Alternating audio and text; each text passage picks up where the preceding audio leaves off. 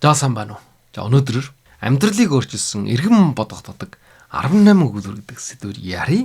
За энэ бол ямар ч хүнээ амьдралыг өөрчилдөг, цааш нь чиглүүлж идэг, тэгээд сэтгэл зүрхэнд уурах тариханд мөнгө хоногч идэг, эргэн бодогдож идэг ийм гайхамшигтай 18 өгүүлбэр юм байгаа юм. Бид нар бол асар олон жилийг өдөр болгон сонсч идэг. Хэдэн мянга төмөр зүүн чихээр ороод баруун чихээр гарч идэг. Дийлэнх амьдралд хэрэг болдгоо ойлгох болсон, чахан өгчөөсөн ийм үгүүд байдаг. Гэтэл энэ 18 үг болвол алтан шиг гайхамшигтай. Үг болвол зүрхэнд үлдэх эрт мэс гэсэн үг байдаг. Хэрвээ вэ шүү дээ. Зөв чагд, зөв үгэн сонгоод хэрэгжилж чадах юм болвол ганчхан өглөрч байсан амьдралыг өөрчил. Ийм эцтэй. Магадгүй өнөөдөр бид нар сэтгэлээр унжиж болно. Эсвэл амьдралдаа гачсан байж магадгүй. Эсвэл бидний амьдралд гэрэл гэгээ очих хэрэгтэй байж болно. Энэ 18 туслана. Энэ болвол их сурвалж нь англи хэл дээр байж байгаа. Англи хэлний нийгмийн сүлжээн дээр өргөн тархсан. Тэндээс орчуулад ярьж ийн дэлхийгээр ийм хандлагатай байна гэсэн. Тэгэхээр бид нар энэ үгүүдийг сонсоод амьдралдаа хэрэгжүүлж чадах юм болвол цаг үеэс хаяхдаггүй. Хамгийн сүүлийн үеийн хүн төрлөختөнтэй алхаа нийлүүлж ийн гэсэн. Тэд нар юу бодож байна, яаж амьдарч байна вэ? За тэрнтэй хул нийлүүлж ийн гэсэн. За ингээд хажиж мартагдаж шүү. Сэтгэл зүрхэнд мөнгө хоногчсон. Амьдралыг өөрчилж цааш нь чиглүүлж яадаг энэ 18 үгийг маш товч тодорхой та бүхэнд ярь танилж олъё. За нэгдүгээр өгүүлбэр. За энэ болвол хэрвээ танай амгалан тайван байдлыг алдагдуулж байгаа юм болвол хэтэрхий үнэтэй энэ зүйлийг хийх. Ийм өгүүлбэр байж байгаа. Өөрөөр хэлэх юм бол энэ тайван амгалан байдал гэдэг болвол аж жаргалын үнэтэй. Сэтгэлийн амар байна гэдэг бол хамгийн үнэтэй зүйл. Мөнгө, материаллык зүйл, харилцаа, ажил мэргэжил гэх мэт биш та ямар ч зүйл хэрэг өөрийн чинь сэтгэлийн амар амгалангийг өгөө хийж байгаа юм болвол энийг чааш үргэлжлүүлж барьж явах нь болвол хэтэрхий их үнэтэй гэсэн. Хэтэрхий их үнэтэй гэдэг нь бол жишээ энэ өгүүлбэрийн хамгийн гол утга нь байгаа юм. Амар амгалан байдлаас илүү үнэтэй зүйл байхгүй гэсэн. За зарим хүмүүс болвол энэ амар амгалангаа арилжж ээж, сольж ээж, мөнгөний хойноос явдаг ч юм уу. Нэр хүндтэй байх гэж орддог ч юм уу. Бусдад таалагддаг гэж хичээдэг ч юм уу. Энэ болвол өөрийн чинь амар амгалан байдлыг өвдөж стресст оруулна. Стресс сөрөг нөлөөтэй зүйлээс татгалзах, зоригтой байх хэрэгтэй. Ийм санаа байгаа юм. Тийм учраас хэрвээ ямар нэг зүйл өөрийн чинь амар амгалан байдлыг үгээ хийж байгаа юм болвол дүнд үнэтэй байна гэсэн. Магадгүй надад ч амнасаас илүү үнэтэй байж болж шүү. Жишээлх юм бол маш өндөр чалантай ажил байсан ч гэсэн хэтэрхий их дарамттай байж магадгүй. Эсвэл өөрийг чинь тоомсорлдгүй, басамжлах харилцаатай хүмүүс байж болно. Тэгвэл тэд нартай найз болох гэдээ оролдоод хэрэггүй. Эсвэл атаархал төрүүлсэн амьдрал байна. Тэрний хойноос хөөжлөд хэрэггүй. Гэх мэтийн амьдралын маш өргөн хүрээнд хэрэглэгдэх юм байгаа юм.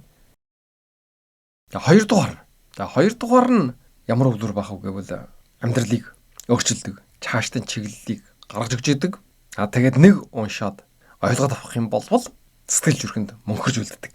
Ийм үг. За энийх нь хоёрдугаар болвол айдас болвол үхлийг зогсоодоггүй, харин амьдралыг зогсоодог гэдэг.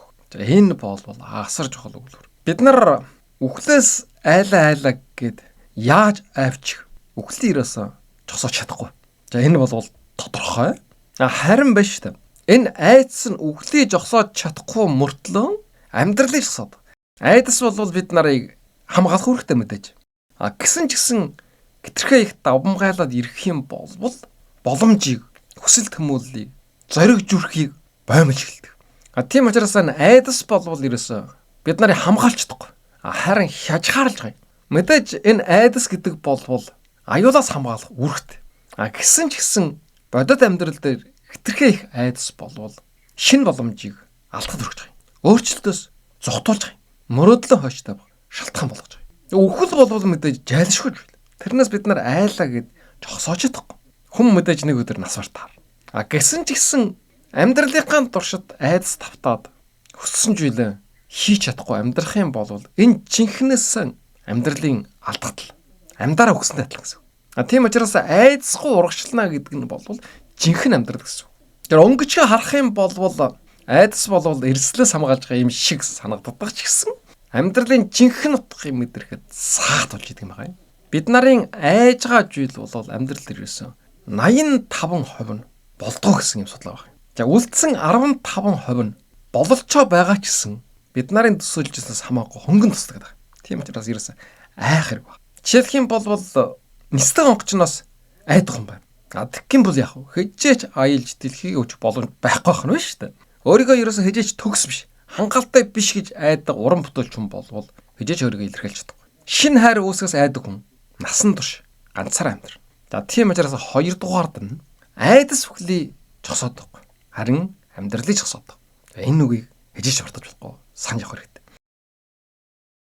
За гуравдугаард нь хуучин сэтгэлгээгээр шинэ амьдрал бүтээж чадахгүй.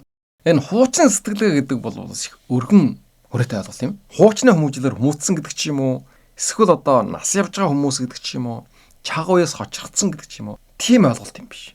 Хамгийн сүүлийн үеийн мэдлэг боловсруулалтаар хүмүүжсэн залуу хүмүүсийн дундаж бид өдөр тутмын амьдралд ирсэн байж байгаа юм. За яагаад гэвэл зэрэг нэгдүгээрд бол өөрчлөлт бол шин сэтгэлгээс хэлдэг юм байна. Хэрвээ та амьдралдаа шин боломж, шин амжилт, шин бодит байдлыг үүсгэх гэж байгаа юм бол хуучин хандлага, хуучин журшил, хуучин итгэл үнэмшлийг хаяхгүй юм бол өссөн үр дүндээ ижиж хүрхгүй.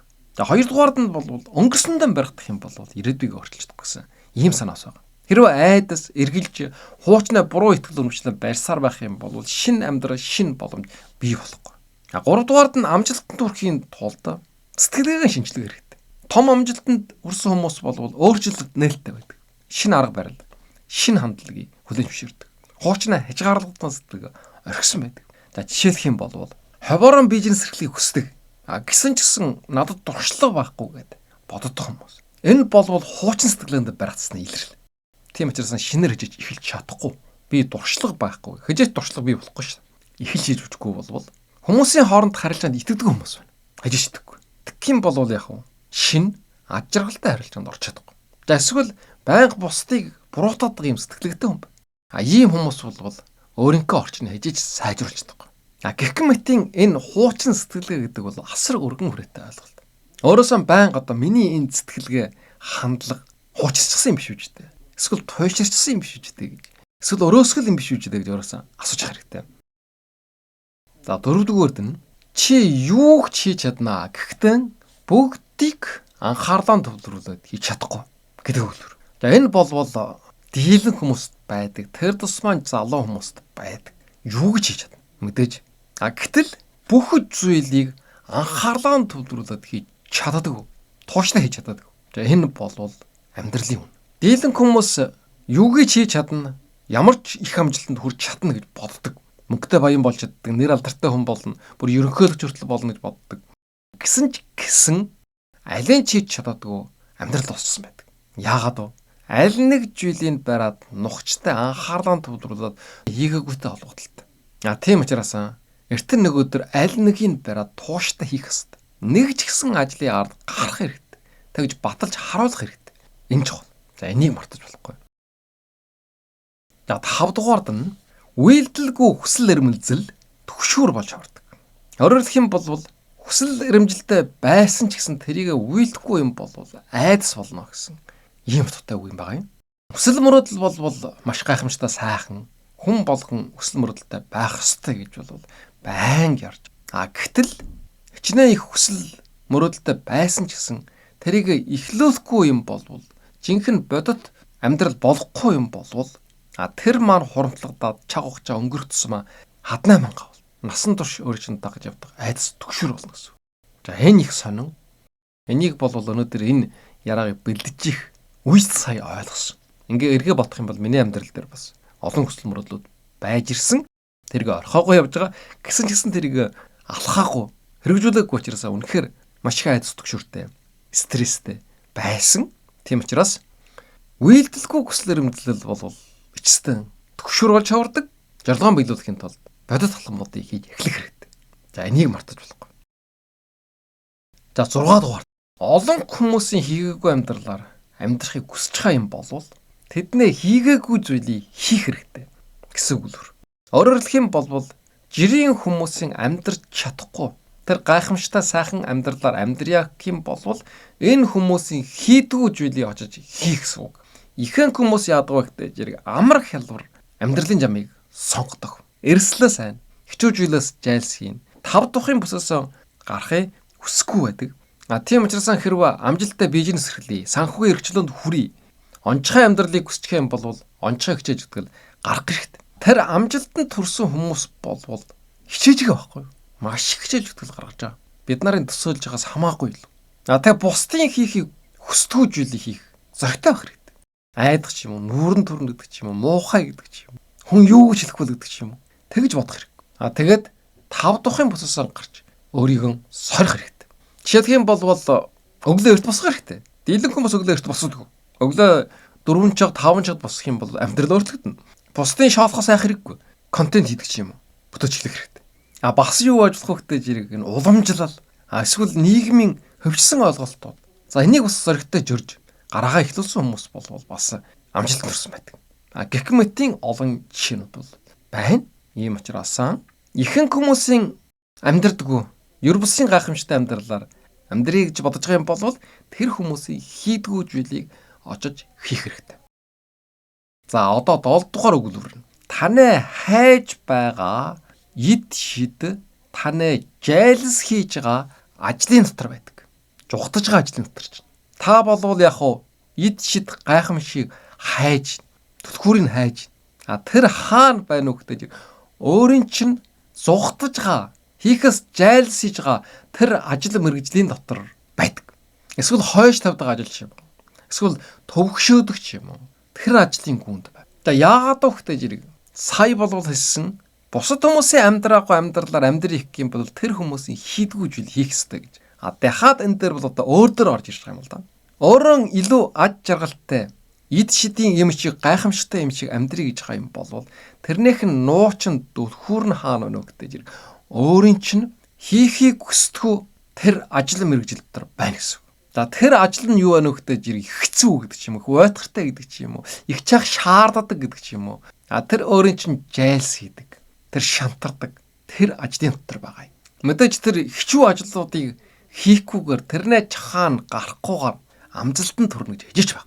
Бизнес эрхэлсэн чи бие галуураа сайжруулъя гэж бодсон ч шин ур мөрөдлийн сурыг гэж бодсон ч гэсэн энэ саатуудыг давж иж сая биелнэ. Тэр жайлс хийж байгаа зүйлдэн зөрөгтэй байж ижил өөрчлөлт бий болох юм байна. Нүүр тулах хэрэгтэй гэсэн. Жишээлх юм бол биеийн жингээ хасахыг хүсдэг хүмүүс байна. Гэтэл дасгал хөдөлгөөн хийхээс айдаг, зүхтдаг. Гэтэл тэр нууч түлхүүр нь болвол яг тэр хөлсөөн гаргах тэр дасгал хөдөлгөөн хийж байгаа тэр мөчөд байдаг юм байна. Нийгмийн сүлжээгээр өөрийгөө илэрхийлэхийг хүсэж байгаа хүн байгаа. Гэсэн чсэн бичлэг хийхээс айдаг. Гэтэл тэр хамгийн анхны эв хав муутай тэр бичлэг дотор өөрийн чинь амжилтын нууч байж байгаа. Ийм учраас таны хайж байгаа эд шид өөрийн чинь жайлс хийж байгаа тэр ажлын дотор байдаг гэдэг энэ өгүүлбэрийг хажиж мартаж болохгүй.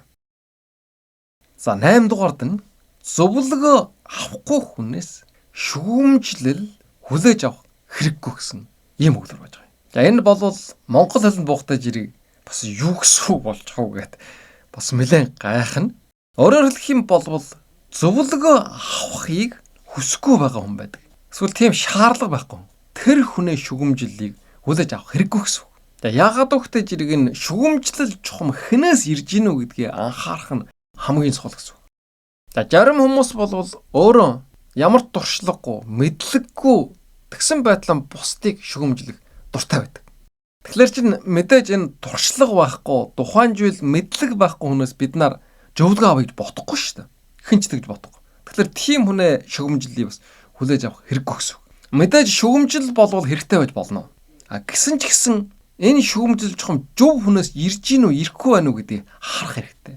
Зөв хүн гэдэг нь юу вэ гэхээр мэрэгжлийн дуршлагатай, өөрийн чинь сайн сайхныг хүсдэг тэр хүмүүс болвол өөр чинь шүгэмжил өгж гинэ гэдэг нь болвол өөрийг чинь өсгөх боломжтой болгож гин гэсэн. Мэдээж ийм шүгэмжил болвол амьдрал хэрэгтэй.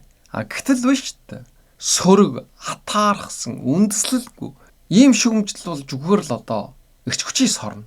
Ийм учраас ямар ч хэрэггүй хүлээж авах шаардлагагүй гэсэн. За тэгэхээр энэ бас их сонирхолтой үг л. Зөвлөгөө авъя гэж бодохгүй хүнээс шүгэмжлээс аваад хэрэггүй гэсэн. Тэгэхээр энэнийхээ эсрэгээр болвол зөвлөгөө авъя гэж бодож байгаа хүн болвол мэдээ шүгэмжлийн ч авах хэрэгтэй гэсэн үг байхгүй юу? За жишээлх юм бол өөрөг чинь таргангийн шүгэмжилдэг хүн байна. Тэгсэн мөртлөө тэр хүн өөрөө жин гэтэрч гэсэн амьдралын буруу хөвчлөлтэй юм болвол тэр хүний хэлсэн үг ямар ч утгагүй гэсэн. Өөрөө ерөөсөн бизнес хийж байгаагүй хүн өөрөө ч хэрвээ бизнес хийж чадахгүй гэж хэлж байгаа юм болвол энийг бас тоох шаардлага байна. Урлагийн талаар ямар ч мэдлэггүй хүн өөрийн чинь уран бүтээлийг шүгэмжилж байгаа юм болвол тэрийг бас тоох хэрэггүй гэсэн. За тийм учраас зөвлөгөө авахыг хүсэхгүй хүнээс шүгэмжилж гисэн бити хүлээж ав. За энэ үгийг болвол тээдлэх хэрэгтэй. За 9-р нь хүмүүс зөвхөн өөрийн чинь гаргасан шийдвэрүүдийг хардаг. Харин өөрчн байсан сонголтуудыг ерөөсөө хардаг. За энэ болвол бас нэлээд хүн дуттай өгүүлбэр.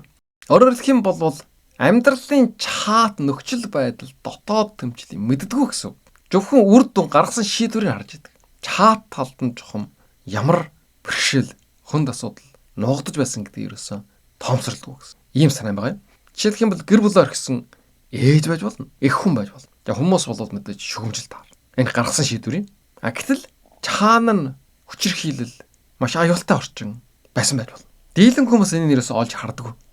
Тэгэхээр энэ өгдөрөөс ямар сургаамж авах юм бэ гэх юм бол бусдыг шүгэмжлэхээс өмнө тэдний нөхцөл байдлыг сайн ойлгох хэрэгтэй. Тэгээд өөрийн гаргасан шийдвэрт итгэлтэй байх хэрэгтэй. Тэр хүмүүс юу гэж хүлээж авах уу гэдэг нь тийм чухал биш. Хүмүүс өөрийн чинь нөхцөл байдлыг биш зөвхөн эцсийн шийдвэрийг хардаг гэдгийг мартаж болохгүй. Тийм муухай байдаг гэсэн нэг үгээр хэлэх юм бол тийм учраас хүмүүс зөвхөн өөрийн чинь гаргасан шийдвэрийг хардаг. Харин танд байсан сонголтуудыг ерөөсө хардаг. За энэ үгийг мартаж болохгүй. Тийм учраас өөрийнхөө шийдвэр талтай зэрэг итгэлтэй байх хэрэгтэй. За 10 дугаард нь бол бас маш сонирхолтой. Хэрвээ биш та буруу шийдвэр гаргахыг хүсэж байгаа юм бол бүх хүмүүсээс асуу гэсэн. Ийм өгдөр байгаа. Бид нар бол зөв шийдвэр гаргахын төлөө олон хүмүүсээс асуух хэрэгтэй. Санаа шугамжийг тусгах хэрэгтэй гэж ярддаг. Тийм хүмүүжлэр хүмүүжиж ирсэн. Гэтэл яг үнэн хэрэгтэн болвол хэдий ч нэ олон хүмүүсээс асуух тусмаа шийдвэр буруу гардаг. Тийм учраас буруу шийдвэр гаргахыг явал бусдаас асуух хэрэгтэй гэсэн. За жишээлх юм бол одоо нийгмийн сүлжээн дээр 6 нийтлэгээд огт нийтлж байгаа хүн 10 хүнээс асуух юм бол 10 хариулт гарч ирнэ. Болно болохгүй гэдэг ч юм уу, сайн муу гэдэг ч юм уу. Эцэст нь юу болох вэ? Юу ч нийтлэхгүй өнгөрнө. За ажлын солийг гэдэл одоо гэр бүлээсээ, найдвартаас, хамт олноосоо асуух юм бол хамгийн сүүлд нь ажлаа солж чадахгүй бол сайн муу, зөв буруу янз бүрийн амьдралын туршлага ярна. За ийм юм бол бид нарын амьдрал дээр үргэлж тохиолж идэг. Тийм учраас яах вэ? Өөрийнхөө дотоод дуу хоолойгоо сонсгож чухал юм л да. Мэдээж хүмүүсийн санал бол тус болох тохиолдол байна. Гэтэл гэтэрхээ олон хүнээ санал бодлыг сонсох юм бол өөрийн шийдвэр гаргах чадвар суларна. Өөртөө итгэл алга болно. Тийм учраас хэрвээ хүнээс асууя гэж бодож байгаа юм бол зөвлөгөө авъя гэж бодож байгаа юм бол маш туршлагатай, маш итгэлтэй бодож зөвлөгөө өгч чаддаг чөө хүмүүсээс асууж болно. За ер нь бол дийлэх тохиолдолд болвол хүн өөрөө толгой мэдэх ёстой шүү дээ. Ер нь асуух ёс байхгүй. Өөрийн бодснороо л явах ёстой. Зөвч байсан, бурууч байсан. Гэтэл буруу байна гэж бол байхгүй. Дийлэх тохиолдолд бол ерөөсөн зөв байдаг. Харин ч олон хүмүүсээс асуугаад зөв байсан зүйл чинь буруу болох тохиолдол олон байдаг. Тийм учраас хэрвээ та буруу шийдвэр гаргахыг хүсэж юм бол бусдаас асуу. Зөв шийдвэр гаргая гэж хүсэж юм бол ганцхан өөрөөсөө асуу. За энэ үгийг мартаж болохгүй. За 11-р нь хөдөлдөггүй хүмүүс гинжинд байгаагаа анзаардаг. За ийм одоо их сонирхолтой өгүүлбэр байж байгаа юм. Хөдөлдөггүй хүмүүс бол өөрсдийг гинжинд байна гэдгийг ерөөсөн мэддэггүй гэсэн. Хөдөлгөхгүй учраас өөрийн чинь гард гав хийчихсэн ч юм уу, хөлд чинь дүнг хийчихсэн ч юм уу. Хөдөлгөхгүй учраас мэдхгүй гэсэн. Энэ их аимшигтай өгүүлбэр. Жишээлх юм бол одоо нийгмийн хөвчмөл амьдралаас хэж гарч чадахгүй юм байна. За ийм хүмүүс бол өөрийгөө хязгаарлаж байгаа гэдэг мэдхгүй. За эсвэл ажлаа дургуй ч гэсэн энэ болвол миний хувь тавилан гэж боддог хүн болвол өөр сонголт байна гэдгийг хижээч төсөөлөхгүй. Тэрнтэйгээ эвдрээд амьдарч байгаа хүн болвол тэрнээс өөр амьдрал байна гэдгийг мэдхгүй гэсэн. Харилцааны дарамтанд байж байгаа ч гэсэн тэрнтэйгээ эвдрээд амьдардаг хүн юм болвол тэрнээс гадна жаргал байна гэдгийг бас мэдхгүй гэсэн. За яагаад гэвэл зэрэг хүн хөдөлгөөнгүй, өөрчлөлтгүй, шинж үйл дуршихгүй байх юм болвол өөрийгөө хязгаарлаж ирдэг мэдхгүй гэсэн. Энэ аимшигтай байна. Тийм учраас зориг гаргаад урагшлах үед л зинхэнэ эргчлөө гэдгийг мэдэрч эхлэх гэсэн. Хөдөлдөггүй хүмүүс өөрсдийгөө гинжинд байна гэдгийг анзаардаг. За энэ үгийг мартаж болохгүй. За 12 дугаар. 12-д бол муу журшлыг зүгээр л хаядгүй. Харин шин журшлаар орлуулдаг гэсэн үг. Муу журшлыг бол зөвхөн хаях юм биш. Орлуулах хэрэгтэй. Тэгэхгүй бол яах вэ? Юмыг заавал бүгэлж орлуулахгүй бол хоосоо оронжоо гарч ирнэ гэсэн. Эргээд нөгөө муу журшил шиг сэрэгдэг ч юм уу. Эсвэл өөр муу журшлаар орлогдох аюултай. Энэ бол маш олон хүмүүсийн ер нь анжаардаг, мэддэг, алддаг ийм зүйл. Зориг гаргаад ямар нэг муу журшлаа халчдаг. Жишээлх юм бол тамтхан болчдөг. Тэгсэн арх одуулцдаг ч юм уу. Харин ч их сайн журшлаар орлуулах хэрэгтэй. Жишээлх юм бол хоолны дараа тамхитдаг байж. Тэгэхээр энэ оронд өөр шин журшил. Жишээлх юм бол алхна гэдэг ч юм уу хоолны дараа. Хитрхээ их гар утас орлогддог юм болвол оронд нь ном уншиж бол. Ийм байдлаар сайн журшлаар заавал орлуулж хэрэгтэй. Тэр гарсан орон зай тэр нөхийг бөглөжих хэрэгтэй. Өөрчлөлт хийж болно. Тэрийг малтаж эерэг байдлаар солих хэрэгтэй гэсэн. Журшил гэдэг бол орлуулалт гэж ойлгох хэрэгтэй. Муугийн хайшгаа юм биш сайнаар сольж байгаа ийм үйлдэл. Тэгж сэтгэж чадах юм болвол бидний амьдрал дээр гайхамшигтай өөрчлөлт гарна. Ийм учраас муу журшлыг зүгээр л хаях биш харин түүнийг шин журшлаар солих хэрэгтэй. За 13 дугаард нь хөлөг онгоч бомбттай аюулгүй байдаг. Гэхдээ тэнд байхын тулд бүтээгдээгүй гэсэн ийм үг. Өөрөөр хэлэх юм бол хөлөг онгоч болвол онгочныхоо жогсоол дээр аюул байхгүй. Далай руу гарахгүй учраас гэсэн ч гэсэн тэдний зорилго бол тэнд байхын төлөө биш гэсэн. Аялахын тул. Жишээлх юм бол эх орноос ирсэн гарч үжээгүй хүн бол дэлхийн өөр соёл, өөр амьдрал, өөр боломж байна гэдэг хижээч мэдгүй. За уран илтгэж болъё гэж мөрөөдөж байгаа хүн бол тайсан дээр гарахгүй юм бол хижээч илтгэж болохгүй. За энэ бол 5 тухайн бүс гэдэг ойлголт юм байна. 5 тухайн бүстэн байх юм бол аюулгүй. Жишээлбэл гэрээсээ гарахгүй гэдэг ч юм уу. Нэг л тогтсон ажлынхаа орчинд байна гэдэг ч юм. Тэгхийн бол өсөлт хөгжил ерөөсөн ирэхгүй гэсэн. Хөлөг онгоч бол жогсоол байхын төлөө бүтэгдсэн зүйл биш. Далайд гарахын төлөө. Мэдээж далайд гарах юм бол эрсдэл байна. Далайн шуурга ирж мэднэ. Эвдэрч мэднэ. Тэгвэл хүн ч гэсэн ялгаа байхгүй. 5 тухайн бүстэн байх юм бол аюул байхгүй. Гэтэл жинхэнэ өсөлт гэдэг бол аадлын явдал эрсдэг гэсэн. Эрсдэл байхгүйгээр жинхэнэ амьдралыг мэдэрч чадах. Тийм болж байгаа хижиж байхгүй. Ийм учраас гэрээсээ гарах хэрэгтэй гэсэн. Ямар ч байсан нэгдүгээр. Шинэ зүйл хүч сарах хэрэгтэй гэсэн. Ая тухайн босоос гарч жинхэнэ амьдралыг бүтэх хэрэгтэй. Тэгээ 14 дугаард нь таны амьдрал таны хэлсэн үгнээс илүү цанг ярддаг. Тэгээ яагаад өгтэй жирийн үг биш үйлдэл болтой жирийг чухал гэсэн. Дийлэн хүмүүс бол өөрсдийнхөө үнд зүйл, зориг, хүсэл мөрөөдлийн талаар их ярддаг. Гэтэл биш шүү дээ. Жинхэнэ үнэн бол тэд нарын амьдралын хөв маяг хийж байгаа үйлдэлээс нь тодорхой харагдаж байдаг. За манай маш олон улс төрчид олон сайхан зүйлийг ярсан. Тэрийг бид нар итгээд сонгосон. Улсын хурлын гишүүн болгосон. Цайд дарга ерөнхийлөгч болгосон. Гэтэл чанга хугацаа өнгөрөхийн хэрээр тэд нарын хэлсэн ярьсан зүйл мартагдаад тэд нарын хийсэн үйлдэлүүд үлдэж байгаа юм. Тэр хийсэн үйлдэлүүд нь тэд нарын тэр уран сайхан ярьж исэн үгээс хамаагүй илүү өнөөдөр бид нарт ярьж шít. Энийг хэлж байгаа юм. Өнөөдөр хэн улс орноо хохироож байна? Хэн хөгжил төвшил саад болж? Тэр улс орныхон төлөө гэж ярьж исэн тэр хүмүүс. Ард түмэн дураад улс орн хочирдолд ороод харин тэр хүмүүсүүд өнөөдөр баяшчаад яргаж байгаа. Энийг хэлээд байгаа юм.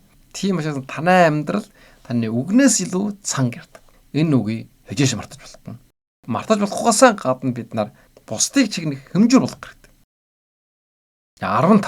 За 15 бол эрсдэл байхгүй бол өгүүлэх түүх байхгүй гэж. Эрсдэлгүй түүх гэж байхгүй гэсэн ийм санаа. Бид нар бүгдөө л өөр өөрийнхөө түүхийг бичиж байгаа. Аадал явдалтай, сонирхолтой, сайн сайхан түүх бүтөө их юм бол эрсдлээ сайх хэрэггүй гэсэн. Эрсдлээ сайх юм бол цаашаа бичигдэхгүй гэсэн. Энэ аж жаргалтай, бахархалтай түүхийн ард талд зоригтой шийдвэр, тодорхойгүй нөхцөл байдалд хол тавьсан эрсдлүүд байж ирсэн. Энэ бүгдийг давд туулж ийж энэ гайхамшигтай түүх бичигдсэн. Ганцхан хов хүнээ биш. Манай Монголын түүхчсэн тийм байсан. За яагаад түүхтэй жирийг аадал явдал амжилт, өөрчлөлт, эрсдэлтэй алхамудаас хэлдэг.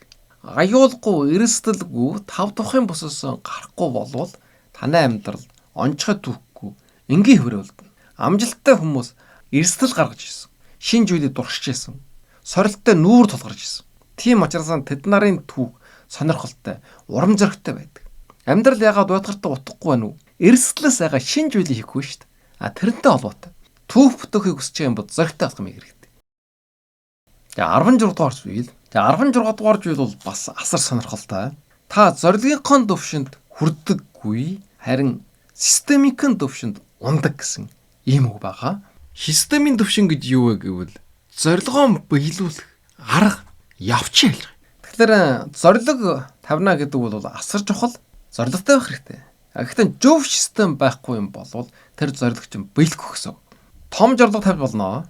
Гэсэн ч гэсэн тэр зорилгодоо хүрэхийн төлөө арга барил хэрэгтэй. Тийм зүйл байхгүй юм бол зорилгодоо хүрч чадахгүй. Амжилт гэдэг бол зөв журшил тогтолцооны үр дүн. Жишээлх юм бол би эрүүл байхыг хүсэж байна гэсэн ийм зорилт тавьж л да. Зорилгот. Гэсэн ч гэсэн тогтмол дасгал хөдөлгөөн хийхгүй. Эрүүл хооллохгүй, сайн унтахгүй юм бол эрүүл байж чадахгүй. Эрүүл байх системгүй гэсэн үг. Жин хасна гэвч, бизнес эрхэлнэ гэвч. За энэ бол дийлэн хүмүүсийн гаргаж байгаа алдаа юм байна. За 17 дугаард бусдад үгүй гэж хэлэх нь өөртөө тийм гэж хэлэхтэй адилхан. За ийм өглөр байдаг. За энэ нь юу гэсэн үг вэ гэхтэй зэрэг хүн болгонд yes болно гэж хэлсээр байгаад өөрийгөө хэтэрхийх жолоослох юм бол өөрийн чинь эрчиг хүч сэтгэл зүй цөргөөр нөлөөлнө. Бусад хүмүүсэд таалгадан бусдыг гомдоохгүй байна гэж хэтэрхий их хичээнэ гэдэг бол өөрийнхөө хэрэгч, өөрийнхөө хүсэл, өөрийнхөө эрүүл мэндийг орхитуулж байгаа явдал. Үгүй гэж хэлэх нь бол өөрийгөө хөндлөж хамгаалж байгаа үйлдэл. Хэрвээ бусдын хүсэл бүгдийг зөвшөөрөд байх юм бол эцсийн эцэст нь өөрийн чаг, эрчиг хүч, сэтгэл санаагаа доктортой байдлыг алдна. Ийм учраас зөв газарт нь үгүй гэж хэлж сурах нь өөртөө тийм гэж хэлж өөрийгөө хамгаалж байгаа үйл юм байна. Тэр хүнд үгүй гэдэг чинь өөртөө тийм гэсэн үг. Тэр хүнд ашиггүй байж болно. Харин өөртөө ашигтай байх хэрэгтэй. Өөрийн үнд зүйл эрүүл мэнд сэтгэл санааны байдал хамгийн чухал. Энийг нэгдүгээр тавих хэрэгтэй. Тийм учраас бусдад үгүй гэж хэлэх зоригтой байх хэрэгтэй. Ховийнхоо хил хийж гарыг хамгаалж явах хэрэгтэй. Өөртөө анхаарал тавьж явах хэрэгтэй. За энэ талаар бас тусгайлын яраа хийж өнгөрсөн. Нөө гэж хэл сур гэж. За тэрийг үжиж болно. За өнөөдрийн ярианы төгсгөлийн зүйл 18 дугаард та амьдралдаа хочроогүй. Харин очих газартаа хүрэх яг хэрэгтэй газартаа байна гэсэн юм гайхамшигтай өглөр. Бид нар бол хочрсон гэж боддог. Оройтсон гэж боддог. Гэтэл яг ингэж бодож байгаа энэ чаг мөч бол яг өөрийн чинь очих газартаа хүрэх яг тэр хэрэгтэй чаг үе газар орон мөн гэсэн энэ санааг илэрхийлж байгаа. За энэ хамгийн гол санаа бол хүн болгоны амьдралын зам өөр. Тийм учраас өөрийгөө бусдад харьцуулах хэрэггүй. Хочирж ийнэ оройтсон байна гэдэг чинь бусдад харьцуул хэлсэн үг. Хэрвээ өнөөдөр яг энэ үгийг та сонсоод дотроо эргчүүл бодоод ухаарж байгаа юм бол өөрийгөө зөв чиглэл рүү хөтлөх гэсэн хамгийн төгс цэг дээр байна. Цаг үе дээр байна гэсэн үг. Амьдралаа ерөөсө хочрох байна. Харин яг одооноос эхэлж болно. Ийм учраас өөртөө итгэлтэй, урагшлах хэрэгтэй. Өнөөдөр энд 18 зүйлийг ярьлаа. Энэ 18 зүйлийг аль нь ч хочроогүй, аль нь ч оройтоогүй байна. Дахин эргэн санаж яг одоо хэрэгжүүлж болно. Таким бол маш амжилттай, маш сэтгэл хангалуун, маш аж аргалтай амьдрал гарцаа баг. За өнөөдөр ярьсны дүгнэе. За өнөөдөр амьдралыг өөрчилсөн эрхэм бодогдуулдаг 18 өгүүлбэр гэдэг сэдвээр ярьсан. За энэ бол амьдралыг өөрчилнө. Тэгээ бүр амьдралыг бүр чиглүүлнэ. Тэгээд энэ өгүүлбэрүүдийг ойлгож ухаарч чадах юм бол хежээч мартагдаж шүү. Эргэн бодогддог луужин шиг, зүглүүр шиг амьдралыг зааж жолооддаг гэрэлд цамхаг болно. Энэ нь ямар 18 үг байсан бэ гэх юм бол нэгдүгüүрд нь хэрвээ танай амар амгалан байдлыг алдагдуулж явах юм бол энэ хэтэрхий үнэтэй байна. Өөрөөр хэлэх юм бол амар амгалан байдлаа алдагдуулж болохгүй. Тэрийг барьж явах хэрэгтэй. Тэрийн шиг чухал зүйл байхгүй. За хоёрдугаард нь айдас үхлээ ерөөсөн жогсоодог. Харин амьдралыг жогсоодог. Айлаагаад бид нар үхлээ жогсооч чадахгүй. Харин айх юм бол амьдралт нь жогсно гэсэн. Гуравдугаард нь хуучин сэтгэлгээгээр шинэ амьдрал бүтөөгддөг. Шинэ амьдрал бүтээх юм бол хуучин сэтгэлгээ орох хэрэгтэй гэсэн. Дөрөвдүгээрд нь бид нар юу гэж хийж чадна гэсэн ч бүгдийг хийж чаддаг. За энийг мартаж болохгүй. Тэгж явсаар байгаад бид нар юу ч хийдэггүй үлддэг. Аль нэг зүйлд нь харлаан төвлөрөөд ард нь гарах хэрэгтэй. За 5 дугаард нь үйлдэлгүй хүсэл айдас болж авардаг. Бид нар их зүйлийг хүсэж болно, мөрөөдөж болно. Гэтэл тэрийг хэрэгжүүлэхгүй юм болвол анхны алхмыг алахгүй юм болвол хамгийн сүүлд нь айдас болно. Өөрөөр чинь стресст орвол. За 6 дугаард нь ихэнх хүмүүсийн амьдрдаггүй амьдралаар амьдрэх юм болвол тэр ихэнх олон хүмүүсийн хийдгүү зүйлийг хийх хэрэгтэй. Тэгжээж онцгой амьдралаар амьдрах. За 7 дугаард нь өөрийн чин хайж байгаа тэр эд шид амжилт аж жаргалын нууц түлхүүр хаана байна вэ гэж хэрэг өөрийн чин жайлс хийж байгаа жухтаж байгаа тэр ажлын дотор байгаа. Тэндээс хайх хэрэгтэй. 8 дугаард нь зөвлөгөө авахыг хүсэхгүй байгаа хүнээс шүгэмжил бити хүлээж ав. За энэ юу гэсэн үг вэ гэж хэрэг огтод зөвлөгөө авъя гэж бодохгүй. Дургуй ч юм уу, мэрэгжлийн биш ч юм уу, мэдлэггүй ч юм уу. Тийм хүнээс ирж байгаа шүгэмжил гэж тоосно хэрэггүй гэсэн үг. 9 дугаард нь хүмүүс зөвхөн өөрийн чин гаргасан шийдвэрийг үр дүнгийн хардаг. Харин өөрийн чин сонголт түүний өмнө байсан нөхцөл байдлуудыг ерөөсөө ойшоодгүй гэсэн. Тийм учраас хүмүүс юу гэж ярих нь хамаагүй байхгүй өөрийнхөө шийдвэрд итгэлтэй байх хэрэгтэй. 10 дугаард нь хэрвээ та буруу шийдвэр гаргахыг хүсэж байгаа юм бол бусдаас асуу. Бүгднээс асуу. Хэдий ч олоонаас асуулт тусмаа таны шийдвэр буруу гарна гэсэн. Зөв шийдвэр гаргах юм бол зөвхөн өөрөөсөө асуу. Өөртөө итгэлтэй байх хэрэгтэй. 11 дугаард нь хөдөлдөггүй хүмүүс өөрийгөө гинжинд байна гэдэг анзаардаг. Хөдөлгөхгүй учраас хол гараж чинь гинжилжсэн байсан гэсэн мэдхгүй гэсэн. Тийм учраас хөдлөх хэрэгтэй, өөрчлөлт хийх хэрэгтэй. Тэгжээж эрхчлөөтэй бол. Эрхчлөө гэдэг нь мэдэрнэ гэсэн. Хөдөлгөхгүй хүнд ямар ч эрхчлөө хэрэг байхгүй шүү дээ. За 12. Муу журшлыг зүгээр л хайж болохгүй. Харин түүнийг шин журшлаар орлуулах хэрэгтэй. Муу журшлаа хааштай жир яг нөх гарчих байхгүй юу? Бөглөх хэрэгтэй гэсэн. Шин журшлаар. Бөглөхгүй бол дахиад хуучин муу журшил чинь сэргэж магадгүй. Эсвэл өөр муу журшлаар орлогдож магадгүй. 13 дугаар. Хөлөг онгоч бомбын дотор жогсоол дээр аюулгүй байдаг. Гэсэн ч гэсэн хөлөг онгочноо зориг болвол тэнд байхын төлөө биш. Далайд гарахын төлөө. За энэ их чухал. Өөрийнхөө аядахын бүсээс гарах хэрэгтэй гэсэн. Тэгжээж шинэ амьдрал бий болно. За 14-д нь өөрийн чинь амьдрал, өөрийн чинь хэлсэн үгнээс илүү цанга ярддаг. Ам биш үйлдэл чухал гэсэн. Гэр бүл хамгийн чухал гэдээ ярддаг хүмүүс байна. Тэгсэн мөрлөө өдөржингэн гар ус ширтээд бараа сууж байгаа хүмүүсүүд. Гэр бүлдээ чагж арчуулахгүй байна. За энэ болвол үйлдэл нь харуулж байна гэсэн. За 15. 15 болвол эрсдэл байхгүй болвол түүх байхгүй. Ийм учраас агуу гайхамшигтай түүх бүтээе. Аж аргалаа сайн амьдрэх юм болвол эрсдлээ сайх хэрэггүй. 16 нь зорилгоо биелүүлэхээс өмнө системикийн төвшөнд ундаг. За энэ маш чухал. Хүн болгонд зориг мөрөөдөл байна. Гэсэн тэрэндээ хүрэх зөв систем байхгүй байдаг. Тийм учраас дийлэнх хүмүүс энэ системикийн төвшөнд ундаг гэсэн. За 17. Бусдад үгүй гэж хэлэх нь өөртөө тийм гэж хэлэхтэй адилхан. Бусад хүмүүсийн таалал нийцүүлэх гээд бүхэж зүйлийг yes гэж зөвшөөрөж болохгүй харин no гэж хэлж хэрэг. Энэ болвол өөртөө тавьж байгаа yes. Өөртөө тийм гэж хэлж байгаа. Өөрийгөө хайрлаж байгаа, өөртөө чаг гаргаж байгаа. Ийм ухаалаг шийдвэр гэсэн. За хамгийн сүүлд нь 18 дугаард нь чи амьдралдаа ерөөсө хочрох. Харин яг хаана байхаа, хаашаа явж байгаагаа олж мэддэг. Тэр мөчд байж байгаа. Хамгийн тохиромжтой, хамгийн зөв зүйтэй газар байна гэсэн. Хэж шаарддаг. За энэ 18 зүйлийг, өглөөрийг сонсоод олон зүйлийг та бүгд бодсон байх. Тэгэхээр оройтоогүй байна гэсэн. Яг одооноос эхлээд энэ 18 өглөөрийг хэрэгжүүлж болно. Тэгвэл илүү их амжилттай, аж жаргалтай, сэтгэл хангалуун амьдрал. За та бүхэндээ маш их баярлалаа.